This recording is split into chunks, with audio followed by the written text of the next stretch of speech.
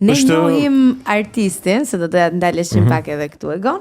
Njohim artistin që luan teatr edhe luan në filma, po si është dita jote? Nga e hëna në të diel, një përditshmëri. Unë bëj një jetë modeste, një jetë thjeshtë. Unë e kam një makinë, po sigurisht udhtoj gjithmonë me linjën e urbanit. Edhe më pëlqen të udhtoj me linjën e urbanit sepse thjesht aty duke udhëtuar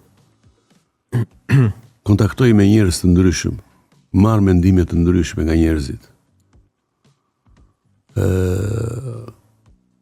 Më pëlqen të komunikoj dhe të interesohem për jetesën e tyre, për mirëqenien e tyre, për biznesin e tyre.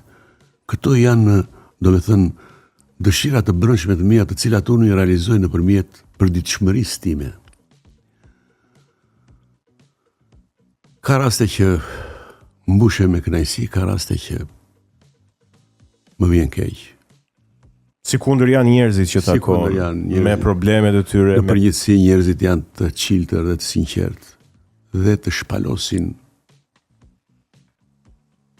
gjërat e tyre. Ta hapin shpirtin. Ta hapin shpirtin, janë të sinqertë njerëzit. Nuk bëjnë theatr në jetë. Thonë gjëra të vërteta. Dhe kjo mua më emocionon shumë. Kur dëgjoj nga njerëz të ndryshëm lidhur me probleme, me halle, me objektiva, me dëshira, me gjëra domethënë kjo është gjëja kryesore e përditshmërisë time, që unë komunikoj me njerëzit. Unë nuk bëj jetën time, hy në shtëpi, lexoj librin, dal nga shtëpia, vete këtu, vi atje, op këtu, op atje. Unë komunikoj me njerëzit. Interesante, shiko, tek aktorët e mëdhenj më ka ngelur në memorie një rrëfim që ke bërë për Bekim Femiun. Po.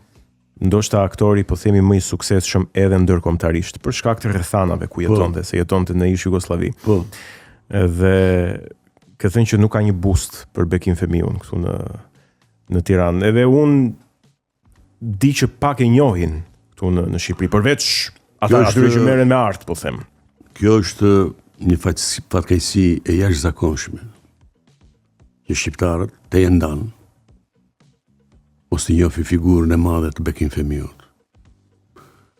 Ai nuk ishte vetëm një aktor i madh.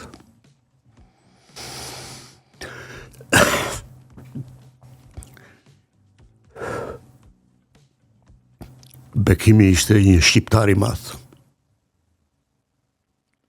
Kam pas fatin të qëndroj 5-6 orë te Rogneri me Bekimin, kam pirë kafe.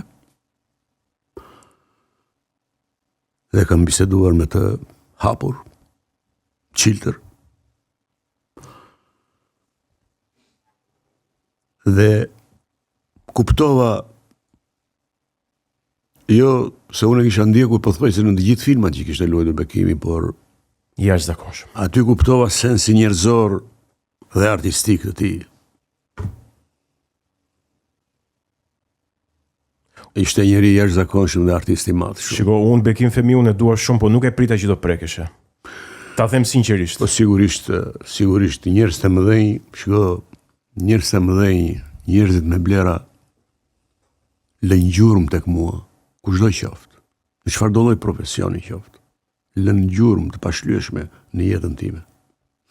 E në fund, vjen një moment që thuaj se çdo artist mendojnë që historinë e tij ta shhedh në një libër.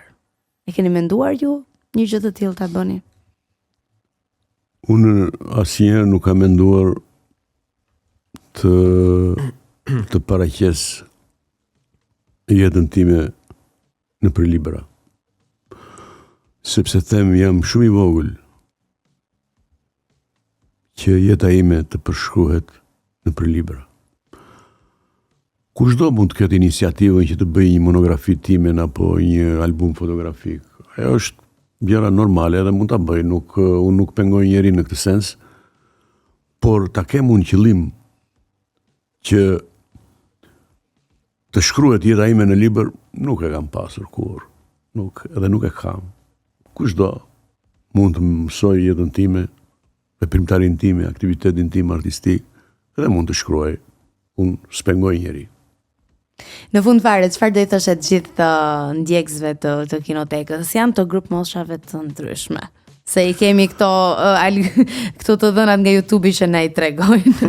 Unë një kontakt me ju e mirë, jeni grup shumë simpatik, shumë të dashur, ju falenderoj për mikpritjen dhe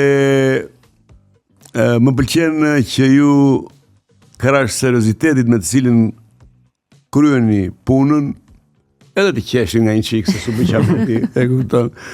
Edhe të keni bashkëpunimin me njëri tjetrin, mos ta shikoni me xhelozi njëri tjetrin, ta respektoni njëri tjetrin.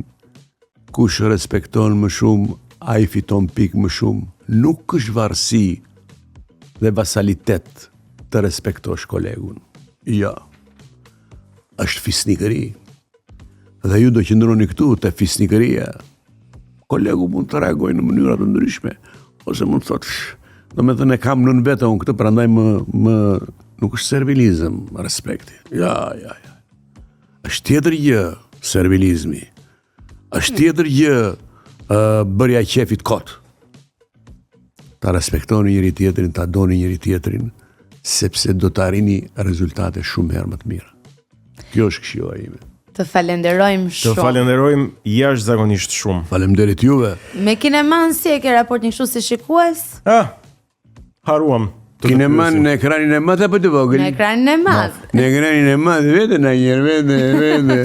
Bashkë me bashkëshorten që unë e di që keni një raport shumë veçantë, Cineplex. Kemi dëshirë që do të bëjmë këtë dhuratë nga Cineplex, bilet çift që është pa datë, mund të shkoni kur të doni në filmin tuaj të preferuar, tani, në dhjetor, në janar, në mars, kur të jetë.